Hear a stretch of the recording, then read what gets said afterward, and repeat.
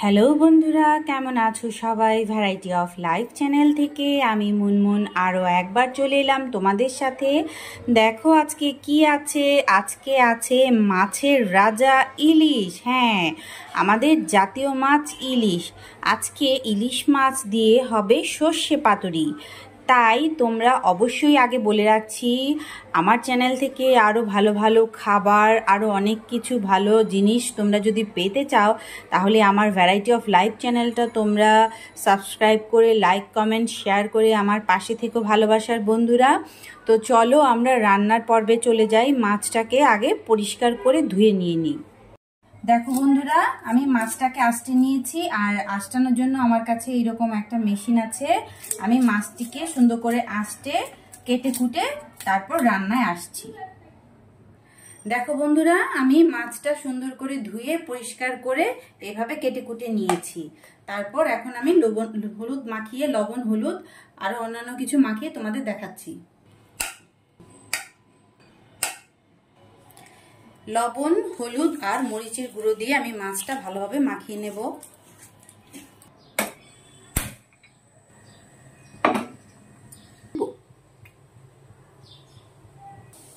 আমি একটা একটা করে মাছগুলো ভেজে নিয়েছি। লবণ হলুদ মাখানো মাছগুলো সরিষা দিয়ে যদিও রান্না করব, তারপরেও আমি একটু হালকা হালকা করে মাছগুলোকে ভেজে নিই, যাতে গন্ধ না হয়। অনেকে কাঁচাও রান্না করে, কিন্তু আমি একটু হালকা করে ভেজে নিই। আমার প্রসেসটা দেখে একবার রান্না করে খেয়ে দেখতে পারেন। দেখো বন্ধুরা, আমি মাছগুলো ঠিক এইভাবে ভেজে নিয়েছি। বেশি কড়াও না, আবার বেশি নরমও না, কারণ এভাবে ভেজে সর্ষে ইলিশটা করলে আমার কাছে ভাল লাগে।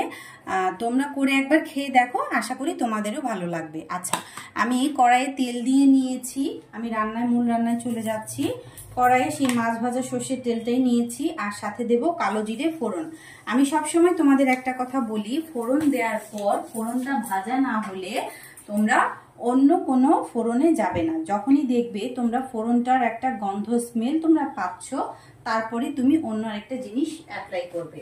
আর যেহেতু আমি আজকে সর্ষে বাটা দিয়ে ইলিশ মাছটা করব, সেজন্য আমার এখানে সর্ষে বাটা আমি রেডি করে নিয়েছি। দেখো, আমি কালো জিরেটা ভাজা হওয়ার পরই আমি সর্ষে বাটাটা দেব। আমি সর্ষেটা দেওয়ার সময় অবশ্যই চুলার আঁচটা কমিয়ে নিয়ে তারপর সর্ষেটা দেব। আমি এখন গন্ধ পাচ্ছি, আমার কালো জিরেটা খুব ভাজা হয়েছে, খুব সুন্দর একটা গন্ধ বের হয়েছে। আর সর্ষেটা ছাড়ার সময় খুব আস্তে করে খেয়াল করে তোমরা সর্ষেটা ছাড়বে। নতুন যারা রাঁধুনি তাদেরকে সবসময় আমি বলে থাকি, তোমরা চুলায় যখন রান্না করবে সবসময় সতর্কতা অবলম্বন করবে। আমি এখানে 5 চামচ সর্ষে বাটা দিলাম। তারপর হালকা করে একটু জল দিয়ে সর্ষেটা আমি নাড়ব।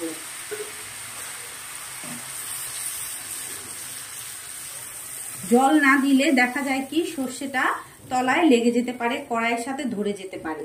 আচ্ছা, এখন এর মধ্যে একে একে করে সবকিছু দিচ্ছি। দেব হলুদের গুঁড়ো। আমি সর্ষে ইলিশে ওই রকম বেশি রং পছন্দ করি না, একটু হালকা হালকা সাদা সাদা হলেই ভালো লাগে। আর যেহেতু আমি সর্ষেটার মধ্যে লবণ দিয়ে বাটি, তাই একটু অল্প করে আমি লবণটা দিই, পরে আবার টেস্ট করে লবণটা দেব। অনেকে বেশি লবণ খায়, অনেকে কম লবণ খায়। আমি সাজেস্ট করব যার যেমন পছন্দ আপনারা ঠিক লবণটা ওইভাবেই দেখে নেবেন। আর একটু করে দেব শুকনোর গুঁড়া, কালারটা একটু সুন্দর হওয়ার জন্য। আর সাথে কয়েকটা কাঁচা এইরকম লঙ্কা দিয়ে দেব। এগুলো কিন্তু আমার গাছের লঙ্কা, আমি আরেকদিনই আপনাদের সাথে বলেছিলাম। আচ্ছা, মশলাটা ভালো মতো কষিয়ে নিচ্ছি। এই যে দেখো, মশলাটা এভাবে ভেজে নিতে হবে, কারণ সর্ষেটা ভালো মতো না ভেজে নিলে কাঁচা গন্ধ হয়।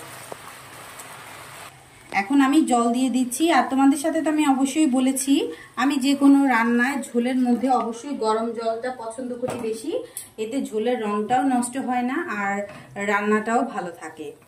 এখন সর্ষেটা তুমি কতটুকু পাতলা খাবে নাকি ইলিশ মাছের গায়ের সাথে মাখা মাখা খাবে, সেটা তোমার ওপর ডিপেন্ড করছে। সেই বুঝে তুমি জলটা দেবে। তাহলে তোমার ঝোলটা যদি তুমি একটু পাতলা পাতলা খেতে চাও, তাহলে একটু জল দেবে। আর কিছু সর্ষে ইলিশ হয় যেটা গায়ের সাথে মাখা মাখা হয়, তুমি সেভাবে করবে। আমি একটু মাখা না ঝোল ওই রকম টাইপের কিছু একটা করতে চাচ্ছি, তোমাদের দেখাবো যেটা আমি খাই, আমার ঘরের বাচ্চারা আমার কর্তামশাই পছন্দ করে, আমি সেটাই তোমাদের সাথে একেবারে শেয়ার করছি, তোমরা দেখো। দেখো আমার ঝোলটা ফুটে উঠেছে, আমি একে একে মাছগুলো সব দিয়ে দিব। আর একদম ঢেলে ঢেলে মাছগুলো দেবে না, তোমরা চামচ দিয়ে আস্তে আস্তে করে সবগুলো মাছ সুন্দর করে বিছিয়ে দেওয়ার চেষ্টা করবে। এতে কি হবে, যদি তুমি একবারে সবগুলো মাছ ঢেলে দাও মাছগুলো ভেঙে যেতে পারে। এইভাবে সুন্দর করে চামচ দিয়ে আলতো আলতো করে সাইড থেকে, যেই সাইডগুলোতে ফাঁকা ফাঁকা থাকে ওই সাইডগুলোতে মাছগুলো এভাবে দিয়ে দিয়ে সুন্দর করে সেট করে দেবে মাছগুলো। এভাবে মাছগুলোকে সুন্দর করে বসিয়ে দেবে। এরপর আমি 5 মিনিট মাছটাকে ফুটার জন্য ছেড়ে দেব। টানটানা, দেখো বন্ধুরা আমার সর্ষে ইলিশ রেডি হয়ে গেছে। আমি তোমাদের আগেই বলেছি আমি একটু হালকা হালকা মাখা মাখা ঝোল ঝোল পছন্দ করি, তাই আমি এভাবে তৈরি করেছি। আর আমার ভালোবাসার বন্ধুরা, তোমরা ভালোবেসে আমার ভ্যারাইটি লাইফ অফ চ্যানেলটা সবাই সাবস্ক্রাইব করে লাইক কমেন্ট শেয়ার করে আমার পাশে থাকবে। তোমাদের ভালোবাসায় আমি আরও নতুন নতুন টিপস, রান্না এগুলো শেয়ার করতে অনেক উজ্জীবিত হব। সবাইকে অনেক ধন্যবাদ।